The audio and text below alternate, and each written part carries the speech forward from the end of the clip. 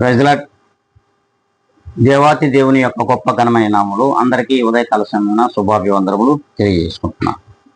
ఈ దినం దేవుడు మనకిచ్చినటువంటి మంచి వాగ్దానము, దాన్ని మనమందరం కూడా చదువుకుందాం.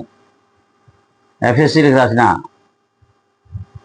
పత్రిక 5వ అధ్యాయము 1వ లేఖనం. మీరు ప్రియులైన పిల్లల వలె దేవుని పోలి నడుచుకొనుడి.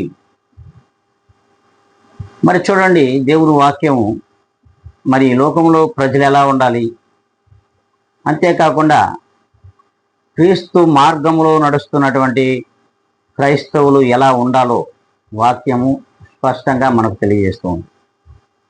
అవును, మనము పసిపిల్లల వలె ఈ లోకంలో దేవుని పోలి నడుచుకున్నట్లయితే ఖచ్చితంగా దేవుని యొక్క కృప మన మీద ఉంటుంది. అంతేకాకుండా మరి ఈ సమాజంలో కానీ ప్రతి జనము ఈ రీతిగా ఉంటేనంట ఎక్కడా కూడా ఎలాంటి అన్యాయమైనటువంటి దుష్టక్రియలు జరగవు. మరి ఇలా మన క్రైస్తవులైనను క్రీస్తు మార్గమును ఎంచుకున్న ప్రతి విశ్వాసి అయినను ప్రియులైనటువంటి పసిపిల్లల వలె దేవుని పోలి నడుచుకున్నట్లయితే ఖచ్చితంగా మనం కూడా సమాధానకరమైన జీవితాలు కలిగి ఉంటాం.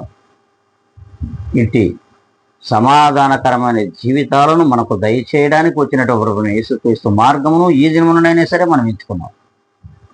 అందరం కళ్ళు మూసుకుందాం, కళ్ళు వంచుకుందాం.